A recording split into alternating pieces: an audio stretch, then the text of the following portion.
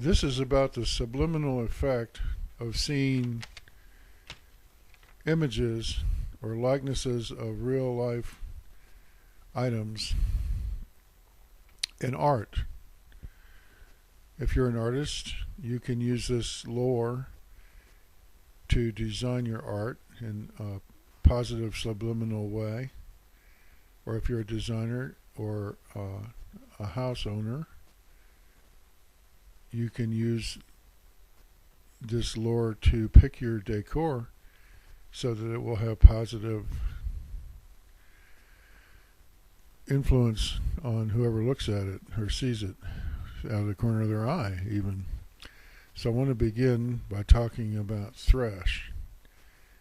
Threshold is based on the word thresh. Thresh is the straw or reeds cast on the floor of folks who didn't have rugs. Typically it might have been put on a dirt floor even. To keep now thresh, it's called thresh because threshing means you get the seeds out of the grass for eating, such as wheat, barley, and so forth. So whatever's left over is the thresh.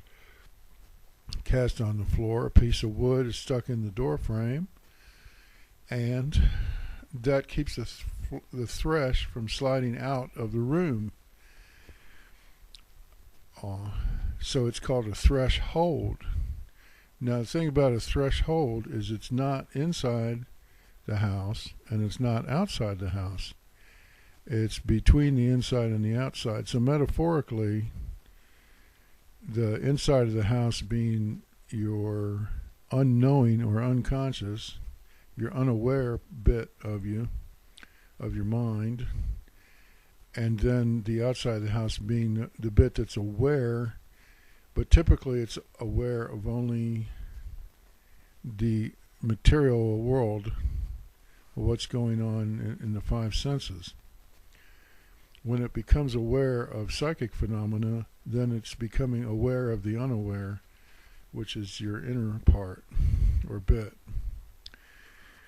Now, subliminal means under the threshold because limen means threshold. Limen, so subliminal means under the threshold, or in our metaphor, it's inside the threshold.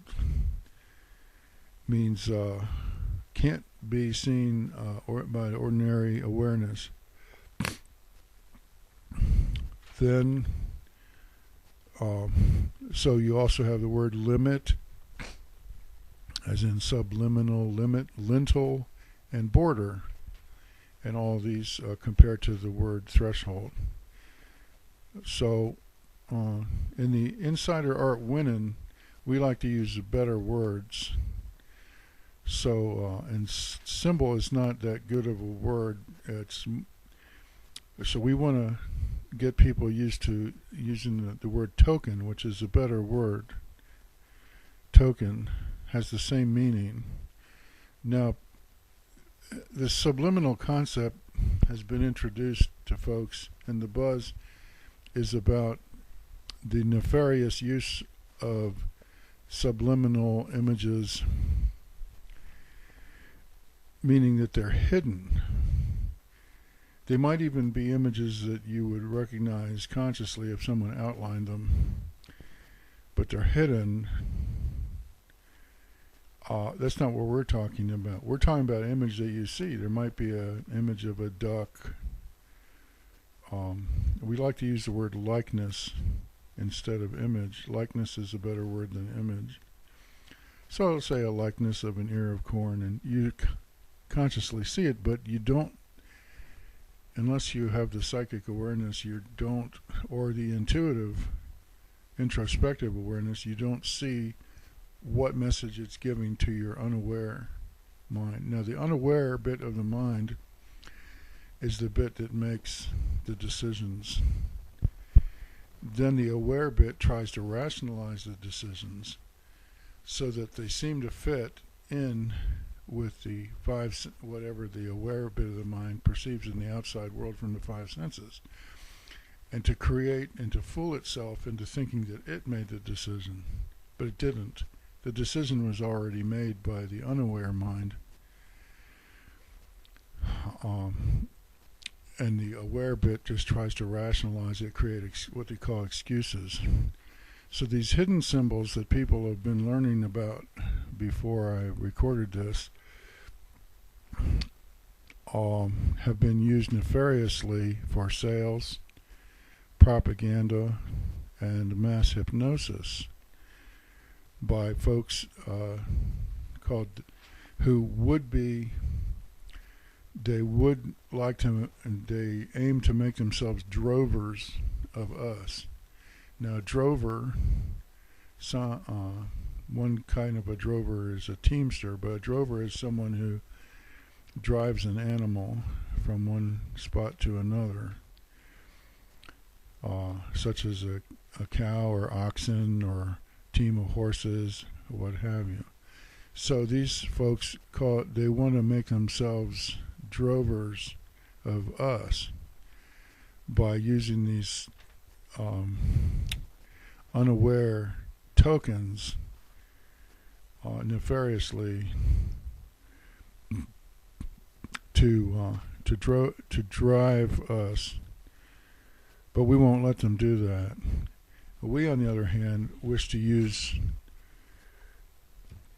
aware symbols that have unaware messages to our unaware bit, so that our unaware bit will make better decisions. Now, for example, to manifest love in our life, health, or money.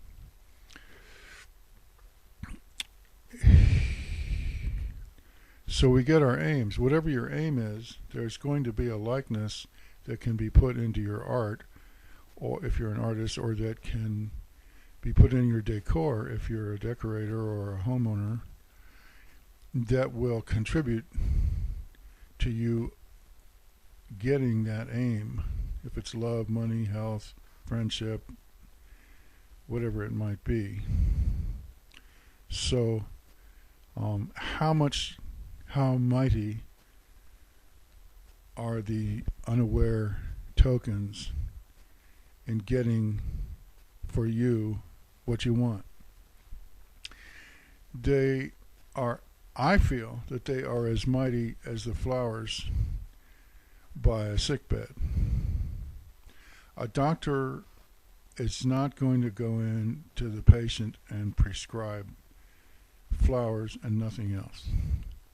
The flowers by themselves are not expected to cure the patient. So in the same manner, the sight of these unaware tokens is not expected to work all by itself. But the flowers help the patient to recover, to become healthy. The flowers, same way, the sights of these unaware tokens help us to get our aims. So I encourage you to watch the second bit and the subsequent bits of this chain of videographs about the unaware tokens. The second one will give you specific tokens that you can use and see or display for the getting of success in love. In fact, I have so much material on that, I might make 2 or 3 or more, or I might just make one and then put the rest of it into a booklet for you. So be on the lookout for that. Well, after it's done, I'll put the link below this video if there's a space for it in the medium or website that you're looking at this on. Thank you for watching.